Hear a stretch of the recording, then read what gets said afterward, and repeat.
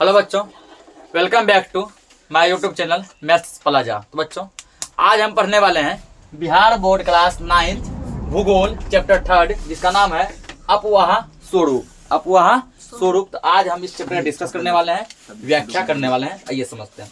सबसे पहले हम लोग यहाँ जानेंगे क्या परिचय। क्या जानना है पहले? चैप्टर का जो नाम है अपवाह परिचय ना, क्या अपवाह स्वरूप। इस अपवाह स्वरूप का पहले क्या जानना था? परिचय। इसके बाद इंट्रोडक्शन जानना है, आखिर चैप्टर का नाम यही क्यों पड़ा होगा, है ना। इसके बाद कुछ और नाम भी हो सकता था, वो नाम क्यों नहीं दिया गया, इसका मतलब क्या है। तो अफवाह शब्द से तात्पर्य है जल प्रवाह, है ना। अफवाह या अपवाह जो इसका क्या मतलब है? एक होता है अफवाह, होता है ना। अफवाह का मतलब होता है वहाँ फो लगा रहता है, ओ फो वाह का अफवाह। अफवाह का मतलब होता है झूठी घटना, है ना। झूठी घटना, कोई ऐसी घटना जो हुआ नहीं है, हकीकत में नहीं हुआ है, लेकिन लोगों के द्वारा फैला दिया गया कि यह हुआ है ना, वो अफवाह कहलाता है।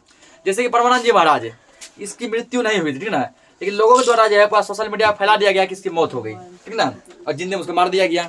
उसके बाद जो है धर्मेंद्र का पहले झूठा अफवाह फैल गया था कि उसकी मौत हो गई ना, लेकिन वो रियल में जीवित था। ये वो अफवाह, ठीक ना। अब हकीकत में मर गए हैं, लेकिन तभी एक टाइम में पहले झूठा अफवाह फैला था। ये क्या है? ये वो अफवाह और ये अपवाह, ठीक ना। ध्यान है, अपवाह। तो अपवाह का मतलब होता है जल प्रवाह। जल जो चलता है, जल जो गति करता है, जल का प्रवाह ही क्या कहलाता है? अपवाह कहलाता है।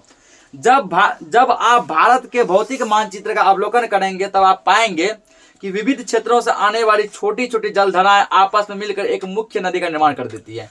मान लो कुछ उत्तर से आया छोटा मोटा नदी, ठीक ना, कुछ दक्षिण से आया, फॉर एग्जाम्पल जैसे मान के चलो, ठीक ना, कुछ नदी इधर से मतलब बातें कुछ ऐसे आया, कुछ यहाँ से इधर बातें यहाँ मैच कर गया, ठीक ना, इधर से कुछ आया, इधर से, ऐसी बहुत सारी छोटी छोटी धाराएं मिलकर क्या करती है, एक बड़ी नदी का निर्माण कर देती है। और यहाँ जहाँ से संगम हुआ, यहाँ एक बड़ा नदी बन जाता है, ठीक ना।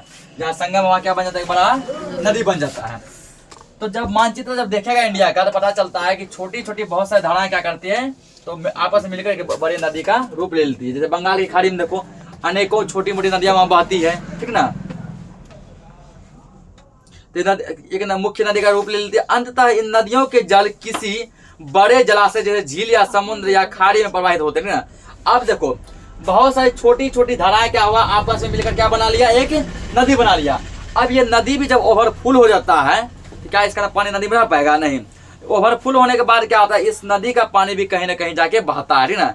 ये नदी कहाँ बहता है? किसी बड़े जलाशय में। नदी से बड़ा कोई जगह है, ठीक ना, उसमें जाके नदी का पानी गिरता है, बड़ा जलाशय में। या फिर जो है इस नदी का पानी झील में जाता है, समुद्र में जाता है, सागर में जाता है, महासागर में जाता है, ठीक ना, या फिर खाड़ी में जाता है, जैसे बंगाल की खाड़ी। तो ये सब नदी क्या होता है, उसमें जाके गिरता है। छोटी छोटी धाराएं मिलकर नदी बनाती है, और नदी का पानी जब ओवरफुल हो जाता है तो वो जाके सागर में, महासागर में, खाड़ी में, इन सब जाके गिरता है। एक नदी तंत्र द्वारा जिस क्षेत्र का जल प्रवाहित होता है उसे अपवाह द्रोणी यानी अपवाह बेसिन कहते हैं। तो इसको लिखो, यहाँ पे एक पॉइंट बनेगा, यहाँ पे लिखना है, यहाँ पे जैसे हेडिंग मुख्य बिंदु, मुख्य बिंदु यानी मेन पॉइंट। मुख्य बिंदु का पहला जो पॉइंट लिखेंगे वो क्या लिखेंगे? पहला पॉइंट लिखना अपवाह द्रोणी। द्रोणी को हम लोग बेसिन भी कहते हैं। ये पिछले चैप्टर में भी हम डिस्कस किए हैं। अपवाह द्रोणी क्या है? द्रोणी, ठीक ना। हो सकता है कि यदि अपवाह बेसिन के नाम से पूछ दे, इसलिए ब्रैकेट में क्या करो, बेसिन भी लिख लो। अपवाह बेसिन, अपवाह बेसिन या अपवाह द्रोणी, ठीक ना। ये क्या है? तो लिखना है यहाँ पे, एक नदी तंत्र द्वारा, एक नदी तंत्र द्वारा, एक नदी तंत्र द्वारा जिस क्षेत्र का जल, जिस क्षेत्र का जल प्रवाहित होता है, प्रवाहित यानी बहना, प्रवाहित होता है,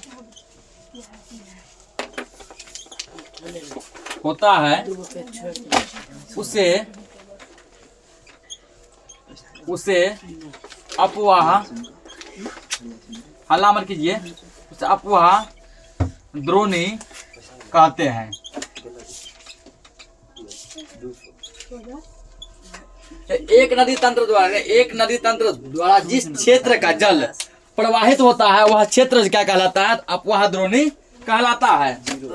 जब कोई ऊंचा क्षेत्र जैसे पर्वत या उच्च भूमि दो निकटवर्ती अपवाह द्रोणियों को एक दूसरे से अलग करती है तब ऐसी उच्च भूमि जल विभाजक कहलाती है ना। जैसे मान के चलो कि कोई ऊंचा क्षेत्र है, फॉर एग्जाम्पल ऐसे मान के चलो कि यहाँ से नदी बह रही है, एक यहाँ से बह रही है ना, दोनों एक समान आ रहा था, लेकिन बीच में एक बड़ा सा पर्वत आ गया। बड़ा सा एक पर्वत आ गया और एक नदी को क्या किया? दो भागों में बांट दिया। एक नदी क्या किया? दो भागों में बांट दिया। उधर तो एक समान था, बीच में एक बड़ा पर्वत आ गया, एक बने लगा इस दिशा में, एक बने लगा इस दिशा में ना। जब ऐसे दो भागों में बांट दिया जाता है तो उसको हम लोग क्या कहते हैं? जल विभाजक। ऐसे ऊंचे स्थान क्या कहते हैं? जल विभाजक, ठीक ना। जरूरी नहीं है कि केवल पर्वत ही हो, पर्वत, पहाड़, पठार या फिर कोई ऊंचा चट्टान वगैरह हो सकता है जो कि एक नदी को मतलब सीधे बह रही है, बीच में वो आ गया, अब नदी कितने भागों में बट गया, मतलब बीच में आ गया, इधर भी बहने लगा और इधर दो भागों में बहने लगा। तो ऐसे जगह को हम लोग क्या कहते हैं? ऐसे ऊंचे स्थान को जल विभाजक। क्या बोलेंगे? जल विभाजक। किसी भी अपवाह तंत्र का विकास वहां की भू आकृतियों से निर्धारित होती है। भू आकृति के आधार पर भारत की नदियों को दो वर्गों में बांटा गया, ठीक ना। भू आकृति के आधार पर भारत की नदियों को कितने भागों में बांटा गया है? दो भागों में। पहला हिमालय की नदियां, पहला क्या है? हिमालय की नदियां, और दूसरा है प्रायद्वीपीय नदियां, प्रायद्वीपीय नदियां। अब हिमालय की नदियां, इसके बारे में हम लोग पहले समझते हैं। एक चीज आप पॉइंट उससे पहले पूछ सकता है कि पूरे दुनिया का, पूरे विश्व का सबसे बड़ा अपवाह बेसिन कौन सा है? याद रखना, अमेजन नदी, ठीक है। पूरे विश्व का सबसे बड़ी अपवाह बेसिन है अमेजन की नदी, ये लिख लो। विश्व का है तो हो सकता है कहीं ना कहीं इंपोर्टेंट है ये। दूसरा पॉइंट यहाँ लिखेंगे, विश्व की सबसे बड़ी, विश्व की सबसे बड़ी अपवाह बेसिन, अपवाह बेसिन अमेजन नदी की है। अमेजन नदी की है, ठीक ना। वह दुनिया का जो सबसे बड़ा अपवाह बेसिन किस नदी का है? अमेजन नदी का, याद रखना ये पूरी दुनिया में सबसे बड़ा है। अब समझेंगे हम लोग हिमालय की नदियां, कि भारत की नदियों को दो भागों में बांटा गया, एक हिमालय की नदियां, दूसरा प्रायद्वीपीय नदियां। ये पॉइंट भी लिखिए लो कि भारत की नदियों को कितने भागों में बांटा गया है, ये पॉइंट भी लिखिए लो। भू आकृति के आधार पर, भू, हल्ला मत करो, भू आकृति के आधार पर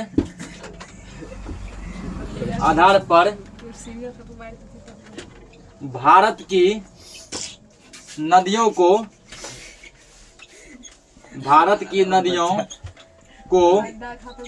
अरे हल्ला कर मत करो, समझो यहाँ पे, भारत की नदियों को दो भागों में बांटा गया है, दो भागों में बांटा गया। किसके अनुसार? तो भू आकृति के आधार पर। यानी भारत की भूमि कैसी है ना, भारत की भूमि कैसी है, भारत की भूमि कैसी है, इस चीज को मद्देनजर रखते हुए कि उसके भूमि का आकार कैसा है, भूमि का आकार कैसा है, उस चीज को मद्देनजर रखते हुए भू आकृति के आधार पर जो है नदी को कितने भागों में बांटे हैं? दो भागों में। जिसमें पहला भाग का नाम है हिमालय की नदियां, हिमालय की नदियां, और दूसरा जो भाग है वो है प्रायद्वीपीय नदियां, प्रायद्वीपीय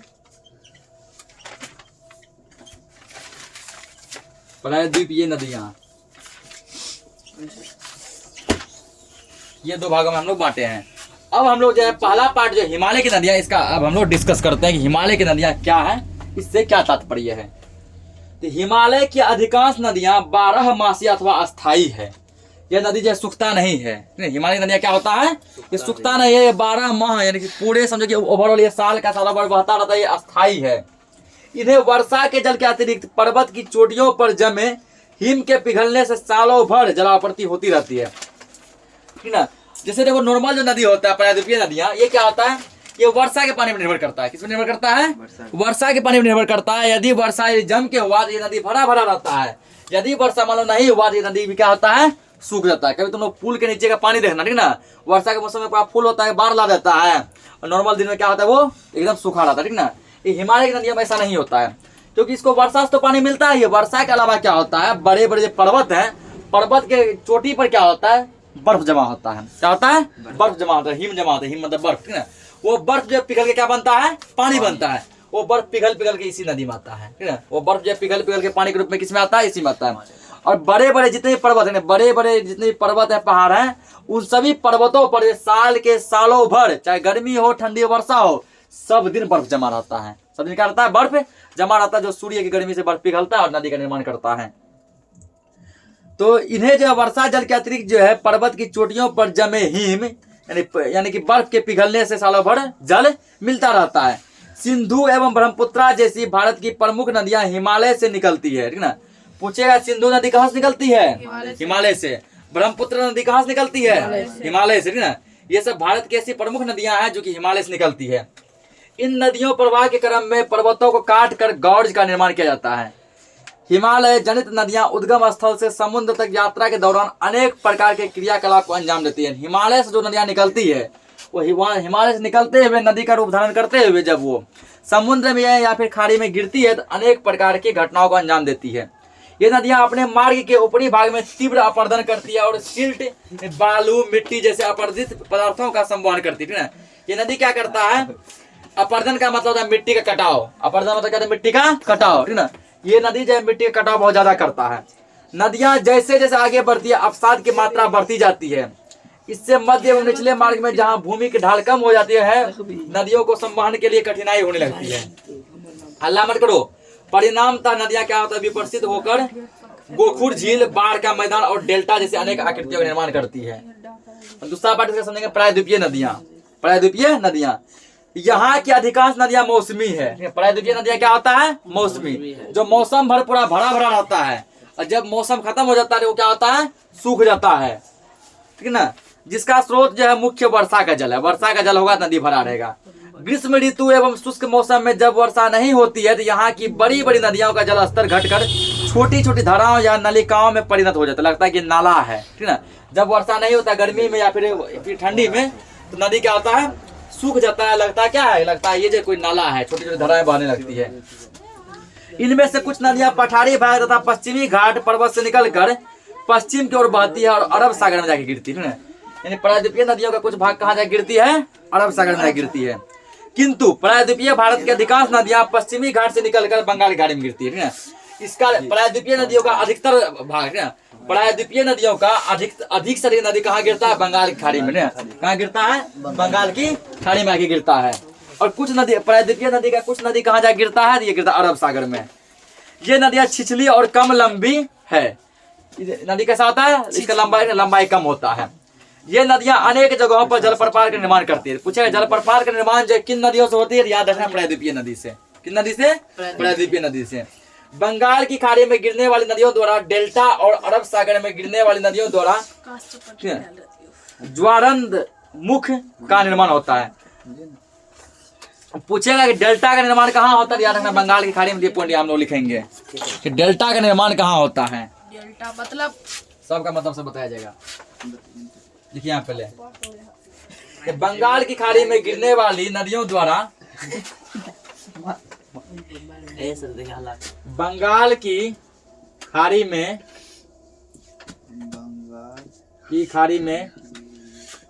गिरने वाली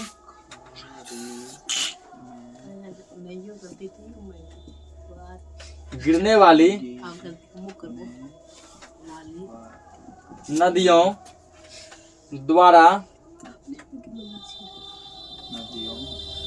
द्वारा डेल्टा का निर्माण होता है।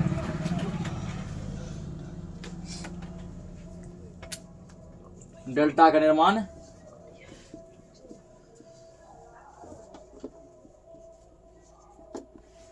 होता है।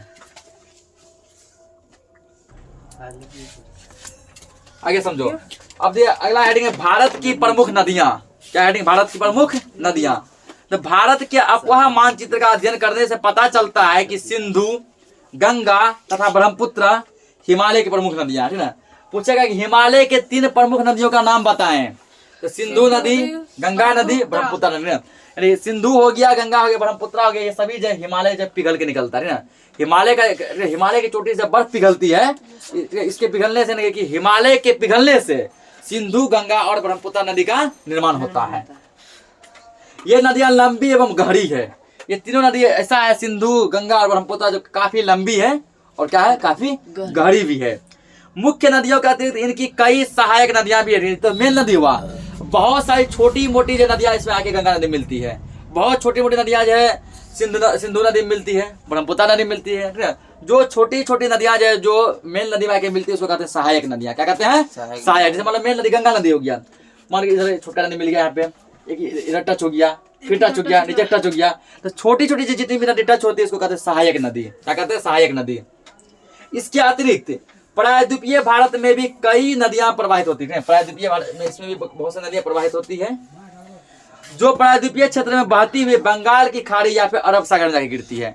कुछ नदी जो बंगाल की खाड़ी में जाके गिरती है, तो कुछ नदी जो कहाँ जाके गिरती है, अरब सागर में जाके गिरती है, जैसा कि हम लोग मैप में देख पा रहे हैं।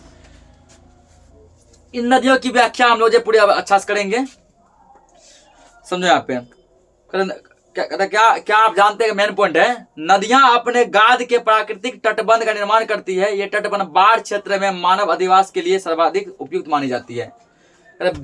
बिहार की राजधानी पटना किस नदी के प्राकृतिक तटबंध पर अवस्थित है? ये तुम लोग के लिए क्वेश्चन दिया गया है कि पटना जो है किस नदी के तट पर है। पटना किस नदी के तट पर है, ठीक है। याद रखना, पटना गंगा नदी तट पे है। किस नदी तट पे है? तट पर किनारा गंगा नदी तट पे है। दिल्ली पूछेगा, दिल्ली हो गया, आगरा हो गया ना, ये जमुना नदी के तट पे है। अब समझो यहाँ पे सिंधु नदी के बारे में ना, कि यहाँ पे सिंधु, गंगा और ब्रह्मपुत्र 3 नदी की चर्चा हुआ है ना। पहले समझते हैं सिंधु नदी के बारे में।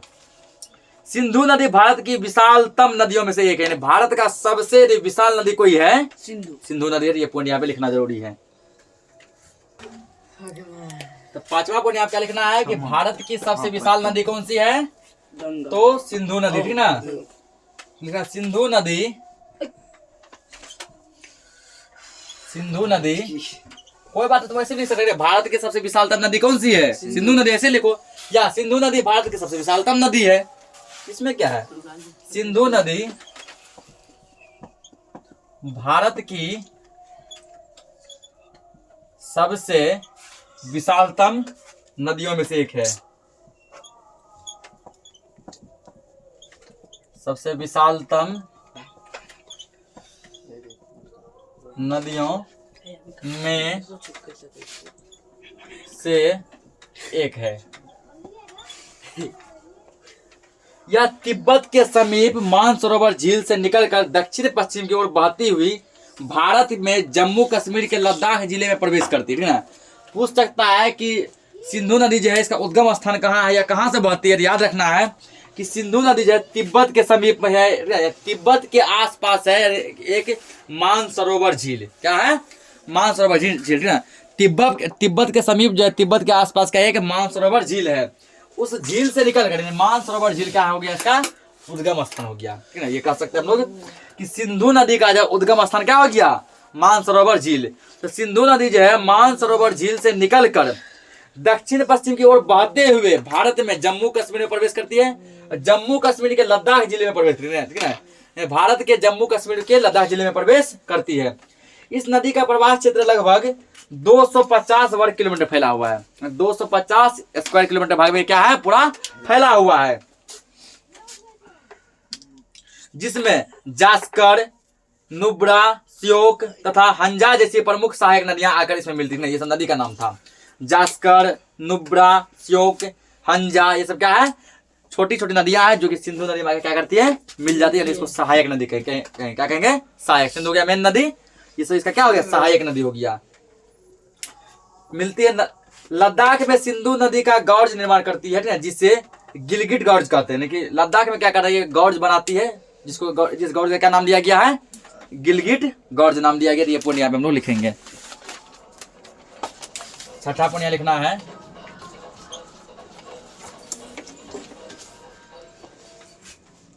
लद्दाख में सिंधु नदी का गौड़ निर्माण करती है।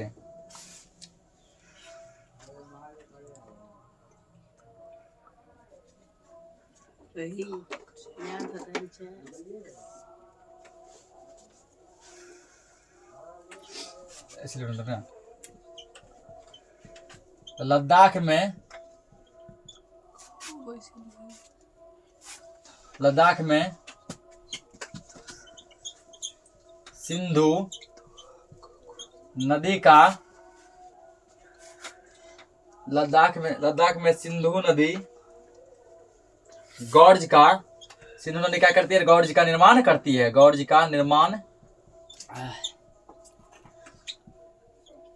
करती है। लद्दाख में जो सिंधु नदी द्वारा जो निर्माण किया गया जो गॉर्ज है, जो बनाया गया गॉर्ज है, उस गॉर्ज का नाम है गिलगिट गॉर्ज। क्या नाम है? गिलगिट गॉर्ज, ना, जिससे गिलगिट गॉर्ज कहते हैं। गिलगिट गॉर्ज कहते हैं। अब यहाँ से 2-3 टाइप का ऑब्जेक्टिव पूछा जा सकता है। पहला पूछेगा कि गिलगिट गॉर्ज कहाँ है? लद्दाख में। कहाँ है? लद्दाख में। नंबर 1 बात। दूसरा पूछा जा सकता है कि गिलगिट गॉर्ज किस नदी के द्वारा बनता है? सिंधु नदी के द्वारा, ठीक ना, जो कहाँ है? लद्दाख में है। यह पर्यटन के लिए आकर्षक का केंद्र बिंदु, ठीक है, यानी कि यह गॉर्ज एक देखने लायक एक जगह है। पर्यटन का मतलब होता है घूमने फिरने के लिए, ठीक है। पर्यटन का मतलब घूमने फिरने देखने योग्य बहुत ही अट्रैक्टिव, ये क्या है? एक अट्रैक्टिव जगह है, एक आकर्षण केंद्र बिंदु है। बलूचिस्तान तथा गिलगिट से होते हुए यह नदी अटक में पर्वतीय क्षेत्र से बाहर निकल जाती है। यहाँ मिठानकोट जो कि पाकिस्तान में है। मिठानकोट कहाँ है? पाकिस्तान में। मिठानकोट के समीप सतलुज, व्यास, रावी, चिनाब तथा झेलम आदि नदियां सिंधु से मिल जाती है। सतलुज नदी हो गया, व्यास नदी हो गया, रावी नदी, चिनाब नदी, झेलम नदी, ये सभी क्या है? ये सभी सिंधु नदी के सहायक नदियां हैं। अगर पूछ देगा कि सिंधु नदी के सहायक नदियों का नाम लिखे तो सतलुज, व्यास, ठीक है, रावी, चिनाब, झेलम, जस्कर, नुब्रा, स्योक, हैजा, ये सभी इसका क्या? सहायक नदी है, क्योंकि इसमें आके मिलती है। यह नदी दक्षिण पश्चिम की ओर प्रवाहित होकर कराची से पूर्व मैदान का निर्माण करते हुए अरब सागर में जाके गिरती है। पूछ सकता है कि सिंधु नदी किस में जाके गिरती है? अरब सागर में। तो नदी अक्सर जो है 2 ही जगह गिरती है। भारत की जितनी नदियां हैं वो 2 ही जगह गिरती है, जो कि भारत से गुजरती है, या तो अरब सागर में या तो बंगाल खाड़ी में, ठीक ना। तो पूछ सकता है कि सिंधु नदी किस में जाके गिरती है? अरब सागर में। तो ये पॉइंट लिख लो यहाँ पे।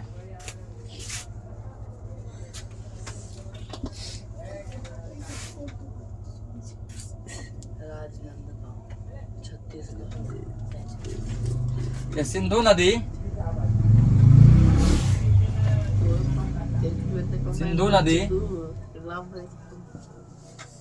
अरब सागर में गिरती है।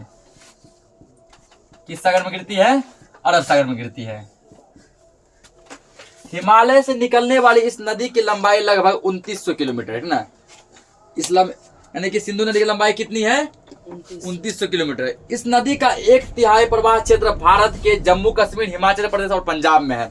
इसका 1/3 पार्ट जो है भारत के 3 राज्यों में कवर करती है, जम्मू कश्मीर, हिमाचल प्रदेश और पंजाब में है, और बाकी पूरा भाग पाकिस्तान में है, ठीक ना। यानी कि इसका एक ही भाग, ठीक ना, यानी इस नदी का 1/3 भाग, इस नदी का 1/3 भाग जो है 1/3 भाग कहाँ है? इंडिया में है। इंडिया के 3 राज्यों में, जम्मू कश्मीर, हिमाचल प्रदेश और पंजाब। बाकी पूरा भाग कहाँ पे है? पाकिस्तान में है। तो इस प्रकार जो है सिंधु नदी के बारे में हम लोग जान लिए, ठीक ना। अब हम समझते हैं गंगा नदी। अब किसके बारे में जानेंगे हम लोग? गंगा नदी के बारे में जानेंगे। कहते इस नदी की मुख्य धारा भागीरथी की उत्पत्ति हिमालय स्थित गंगोत्री हिमानी के गौमुख से हुआ है, ठीक ना। यानी गंगा नदी की उत्पत्ति जो है क्या? इस नदी की मुख्य धारा भागीरथी की उत्पत्ति हिमालय स्थित, हिमालय में स्थित है एक जगह गंगोत्री हिमानी के जिस पॉइंट से निकलते उस पॉइंट का नाम दिया है गौमुख। क्या नाम दिया गया है? गौमुख, ना। गंगोत्री हिमानी के एक जो है जगह है गौमुख, वहां से इस नदी की क्या हुई? उत्पत्ति हुई है। ये पॉइंट यहाँ पे लिख लो। पूछ सकता है कि गंगा नदी का उद्गम स्थान क्या है? गौमुख, ठीक ना, जो कहाँ पे है? हिमालय के गंगोत्री में है। हिमालय के गंगोत्री में है। इस नदी की मुख्य धारा भागीरथी उत्पत्ति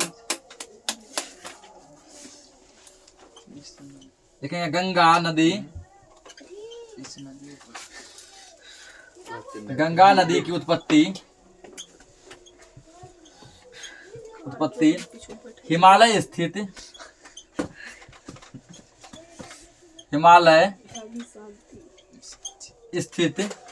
गंगोत्री हिमानी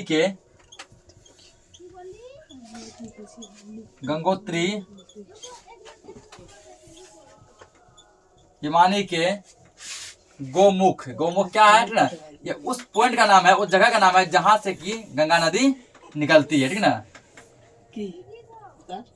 गोमुख से इस नदी की उत्पत्ति हिमालय स्थित गंगोत्री हिमालय के गौमुख से हुआ है। तो अगर ऑब्जेक्टिव में पूछ दिया जाए कि गंगा नदी जो है कहाँ से निकलती है, कहाँ से निकलती है, हिमालय के गौमुख से, डायरेक्ट बोल सकते हिमालय के गौमुख से या गंगोत्री के गौमुख से। यानी हिमालय में एक जगह है गंगोत्री, वहां जिस पॉइंट से, जिस जगह से वो निकलती है, जिस पॉइंट से, उस पॉइंट का क्या नाम है, गोमुख। क्या नाम है, गोमुख। हिमानी के अलकनंदा उत्तराखंड स्थित देवप्रयाग में भागीरथी से मिल जाती है तथा गंगा नदी के नाम से प्रवाहित होती है ना। जिस समय यह नदी निकलती है उस समय जिसका नाम जो है ना क्या होता है, गंगा नदी नहीं होता है। जिस समय निकलती है उस समय इसका नाम क्या है, गंगा नदी जो है नहीं होता है, ठीक। अलकनंदा उत्तराखंड ना, अलकनंदा क्या उत्तराखंड में एक जगह है। अलकनंदा उत्तराखंड स्थित देवप्रयाग में, प्रयागराज अलग है और देवप्रयाग क्या है, अलग है, ठीक ना। देवप्रयाग में ये क्या होती है, देवप्रयाग में यह नदी जो है भागीरथी नदी से मिल जाती है। किससे मिल जाती है, भागीरथी से मिल जाती है। और वहां से क्या होता है, गंगा नदी के नाम से विख्यात होता है, ठीक ना। जिस समय ये निकलती है उस समय इसका नाम गंगा नहीं होता है। उस समय से ये निकल कर क्या होती है, तो उत्तराखंड के देवप्रयाग में, ठीक ना। प्रयागराज है यूपी में, उत्तर प्रदेश में, और देवप्रयाग है उत्तराखंड में। उत्तराखंड के देवप्रयाग में क्या है, भागीरथी नदी से मिल जाती है और वहां के बाद ये क्या होती है, गंगा नदी के नाम से विख्यात हो जाता है। हरिद्वार के समीप गंगा नदी मैदानी भाग में प्रवेश करती है। फिर क्या होता है, वहां से होते हुए ये हरिद्वार के समीप जो गंगा नदी के मैदान में ये प्रवेश करती है। इस नदी की लंबाई 2525 क्या है, किलोमीटर है। लिखो यहाँ पे, पूछ सकता है कितना कि गंगा नदी की लंबाई कितनी है। जीके में बहुत बार पूछा भी गया, पूछ सकता है क्या, पूछता भी है। तो गंगा नदी की लंबाई, गंगा नदी की लंबाई 2525 यानी 2525 किलोमीटर है, जो देश के अंतर्गत उत्तराखंड, उत्तर प्रदेश, बिहार और पश्चिम बंगाल राज्यों में बहती है। नहीं, ये भारत के जरिए गंगा नदी जो भारत के 4-5 राज्यों में बहती है, सब राज्यों में नहीं बहती है, भारत के 4-5 राज्यों में बहती है। एक उत्तराखंड, उत्तर प्रदेश, बिहार, पश्चिम बंगाल, ठीक ना। उत्तराखंड, उत्तर प्रदेश, बिहार और पश्चिम बंगाल, ये भारत के ऐसे 4 राज्य हैं, उत्तराखंड, उत्तर प्रदेश, बिहार, पश्चिम बंगाल, जिन राज्यों से होकर गंगा नदी बहती है। इसकी लंबाई कितनी है, 2525 किलोमीटर। उसके बारे में नहीं लिखा है, उसकी लंबाई कितना, सिंधु नदी का, ये भी लिख लो, सिंधु नदी की लंबाई कितनी है। ना, सिंधु नदी की लंबाई, सिंधु नदी की लंबाई कितनी है, 2900 किलोमीटर है। कितना है, सिंधु नदी की लंबाई कितना है, 2900 किलोमीटर है। सिंधु नदी क्या गंगा नदी से बड़ा है, यह 2525 किलोमीटर और ये कितना है, 2900 किलोमीटर। तो फिर यानी कि भारत के जो है 4 राज्यों से होकर यह बांग्लादेश में प्रवेश करती है। ये क्या करती है, भारत के जो गंगा नदी जो भारत के 4 राज्य उत्तराखंड, उत्तर प्रदेश, बिहार और पश्चिम बंगाल होते हुए कहाँ प्रवेश करती है, बांग्लादेश में प्रवेश करती है, ठीक ना। बांग्लादेश में प्रवेश करती है, जहां इसे पद्मा के नाम से पुकारा जाता है, ठीक ना। यानी कि जो है यही नदी, सुनो पहले, गंगा नदी ही बांग्लादेश में जाके क्या कहलाती है, पद्मा नदी कहलाती है। ये लिखो यहाँ पे ना, पूछेगा कि बांग्लादेश में जो है गंगा नदी को किस नाम से जाना जाता है, पद्मा नदी के नाम से जाना जाता है, ठीक ना। तो बहुत इंपोर्टेंट पॉइंट है ये चैप्टर, जो बहुत ही बढ़िया चैप्टर है, ठीक ना, बहुत इंटरेस्टिंग चैप्टर है। ये बहुत कुछ सीखने को मिलेगा इस चैप्टर से, ध्यान से पढ़ना है इसको। क्या है ना कि बांग्लादेश में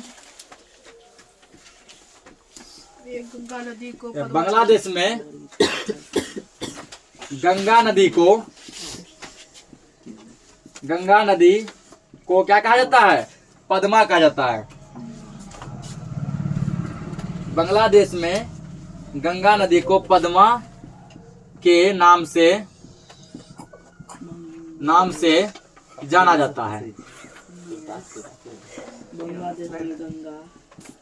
आप पूछ सकता है, अब देखो तुमको घुमा फिरा पूछा जा सकता है। पहला पूछेगा कि बांग्लादेश में जो है गंगा नदी का क्या नाम है? पद्मा। क्या पूछेगा? पद्मा किस नदी का नाम है? गंगा नदी का ही नाम है पद्मा, ठीक ना। या पूछेगा कि बांग्लादेश की पद्मा नदी भारत में आके क्या कहलाती है? बांग्लादेश की पद्मा, भारत में गंगा, ठीक ना। एग्जामिनर जैसे पूछे, ठीक ना, जवाब देना। जैसे सुना ना, बुलाती है मगर जाने का नहीं, ठीक ना। उसे एग्जामिनर फंसाती है मगर फंसने का नहीं, ठीक ना। इस प्रकार प्रिपेयर करके जाओ, कितना ही फंसाए लेकिन फंसना नहीं है। आगे समझेंगे इसमें। तो वहाँ पद्मा नदी से विख्यात हो गया। हुगली नदी भारत में गंगा की मुख्य शाखा है, ठीक ना। गंगा नदी की मुख्य शाखा कौन सी नदी है? हुगली नदी। हिमालय की अनेक नदियां, सुनो पहले, हिमालय की अनेक नदियां जैसे यमुना, घाघरा, गंडक, कोसी आदि अपने जल को गंगा में उत्सर्जित करती है। यमुना नदी हो गया, घाघरा नदी हो गया, गंडक नदी, कोसी नदी, ये सभी नदी क्या करते हैं? अपने जल को गंगा में आकर उत्सर्जित करते हैं, ठीक ना। इसके अतिरिक्त केंद्रीय उच्च भूमि से निकलने वाली नदियां जैसे सोन भी, सोन क्या नदी है? सोन नदी भी क्या करती है? गंगा में मिल जाती है। सोन नदी भी क्या करती है? गंगा में मिल जाती है। फरक्का के समीप गंगा नदी को 2 भागों में बांटती है। फरक्का के समीप गंगा नदी कितने भागों में बढ़ जाती है? 2 भागों में बढ़ जाती है। प्रथम भाग जो है हुगली गंगा के नाम से विख्यात है। प्रथम भाग हुगली गंगा में वितरिका के रूप में डेल्टा से होते हुए बंगाल की खाड़ी में गिरती है। पहला भाग कहाँ गिरता है? सुनो पहले, फरक्का के समीप क्या होता है? गंगा नदी कितने भागों में बढ़ जाती है? 2 भागों में, जिसमें पहला भाग जो है ये बंगाल की खाड़ी में जाकर गिरती है। पहला भाग कहाँ गिरती है? बंगाल की खाड़ी में ना। और दूसरा भाग क्या होता है? मुख्य धारा के रूप में बांग्लादेश से प्रविष्ट करती है, जहां ब्रह्मपुत्र नदी इसमें आकर मिल जाती है। इस संगम को हम लोग मेघना के नाम से जानते हैं। फिर समझो ना, यहाँ पे डाउट क्लियर होगा, फिर समझो। फरक्का के समीप ना, फरक्का एक जगह है, वहां जब गंगा नदी जब फरक्का के आसपास से गुजरती है तो वहां गंगा नदी 2 भागों में बढ़ जाती है। कितने भागों में? 2 भागों में। पहला भाग क्या होता है ना, पहला भाग जो है बंगाल की खाड़ी में गिरती है। पहला भाग क्या गिरती है? बंगाल की खाड़ी में। और दूसरा भाग क्या होता है ना, दूसरा भाग जब बांग्लादेश में प्रवेश करती है। पहला भाग जब बंगाल की खाड़ी में गिर के वहीं उसका काम तमाम। जय हिंद जय भारत, ठीक ना। और दूसरा भाग कहाँ प्रवेश करता है? बांग्लादेश में प्रवेश करता है, ठीक ना। दूसरा भाग जब बांग्लादेश में प्रवेश करता है, जैसे वो बांग्लादेश में प्रवेश करता है तो उसका वहां पे मीटअप हो जाता है, मेल मिलाप हो जाता है संगम ब्रह्मपुत्र नदी से। गंगा नदी का दूसरा भाग जो बांग्लादेश में प्रवेश करती है, वहां उसका मेल मिलाप किससे हो जाता है? ब्रह्मपुत्र नदी से। किससे हो जाता है? ब्रह्मपुत्र नदी से। गंगा नदी ब्रह्मपुत्र नदी जब दोनों आपस में मिलते हैं एक संगम बनता है। उस संगम को हम लोग कहते हैं क्या? मेघना। इस संगम क्या नाम दिया है? मेघना, ठीक है। जैसे कि भारत के उत्तर प्रदेश के प्रयागराज में 3 नदियों का संगम है, गंगा, यमुना और सरस्वती, ठीक ना। ये प्रयागराज, जिसको कि पहले इलाहाबाद कहा जाता था, अब इसका नया नाम क्या है? प्रयागराज, ठीक ना। तो अभी भी जीके पूछता है कि 3 नदियों का संगम कहाँ है? इलाहाबाद में, ठीक है। पुराना नाम देगा इलाहाबाद, नया नाम देगा तो प्रयागराज में, जो कहाँ? भारत के यूपी में है, ठीक है ना। प्रयागराज क्या हो गया? उत्तर प्रदेश का एक जिला हो गया। 3 नदियों का क्या है? संगम है, जहां पर कि कुंभ लगा था। तो दूसरा भाग क्या होता है? ये दूसरा भाग बांग्लादेश में प्रवेश करते, जहां ब्रह्मपुत्र नदी इसमें आकर मिल जाती है। इस संगम को हम लोग क्या कहते हैं? मेघना के नाम से पुकारा जाता है। ये लिखेंगे, ठीक ना। पूछ सकता है, सुनो पहले, बहुत ही बारीकी समझा रहे हैं तो तुम लोग बारीकी समझो।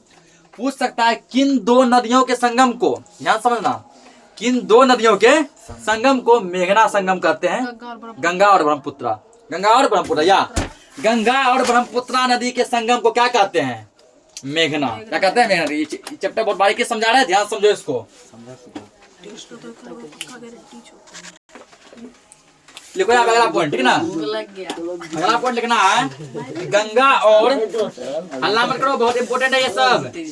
कंपटीशन एग्जाम में क्वेश्चन यहीं से बनता है, ठीक ना। गंगा और ब्रह्मपुत्र, गंगा और ब्रह्मपुत्र नदी के संगम को मेघना के नाम से जाना जाता है। गंगा और ब्रह्मपुत्र नदी के संगम को मेघना के नाम से जाना जाता है।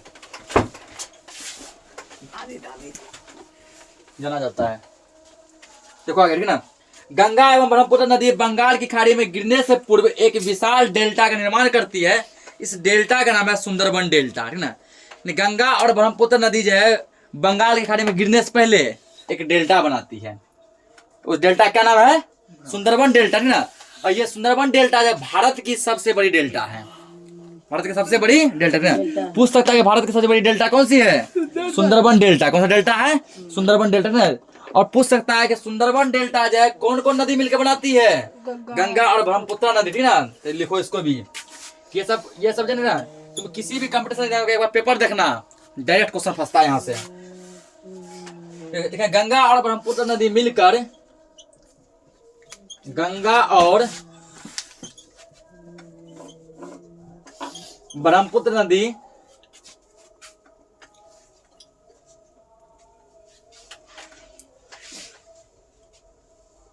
ब्रह्मपुत्र नदी मिलकर सुंदरबन डेल्टा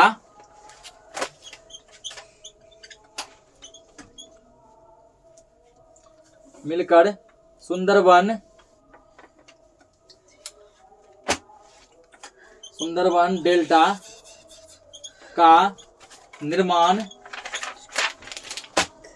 करती है। इस सभी पॉइंट को घर पे बहुत अच्छे से पढ़ना, ठीक ना। ऐसा कौन सा दो नदी है, किन दो नदियों के मिलने से सुंदरबन डेल्टा बनता है? गंगा और ब्रह्मपुत्र। गंगा और ब्रह्मपुत्र नदी क्या होता है? बंगाल की खाड़ी में गिरने से पहले सुंदरबन डेल्टा का निर्माण करती है। और गंगा और ब्रह्मपुत्र नदी जिस पॉइंट पे मिलती है वो संगम को हम लोग क्या कहते हैं? मेघना कहते हैं। दो दिशाओं में नदियों के प्रवाह को अलग करने वाले उच्च या पर्वतीय पठारी क्षेत्र को जल विभाजक कहते हैं। तो अभी बता दिए हैं, ठीक है, कि जो नदी को दो भागों में बांट दे उसको क्या कहते हैं? जल विभाजक। सिंधु एवं गंगा नदी के मध्य अरावली की उच्च भूमि जल विभाजक का उदाहरण है। सिंधु अरावली का उच्च विभाजक जो है वो क्या करता है? सिंधु और गंगा को दो भागों में बांट देती है। हो गया सर, तेज मत पलटाइए, समझिए। लेकिन अरावली से सुंदरबन तक का मैदान की लंबाई 1800 किलोमीटर है और इसकी ढाल जो है 1 मीटर प्रति 6 किलोमीटर की दर से सुंदरबन की तरफ घटता है। तो इस तरह से गंगा नदी का पूरा खत्म हो गया। अब हम लोग जो है अगले लेक्चर में आगे वाले नदी को बारे में समझेंगे।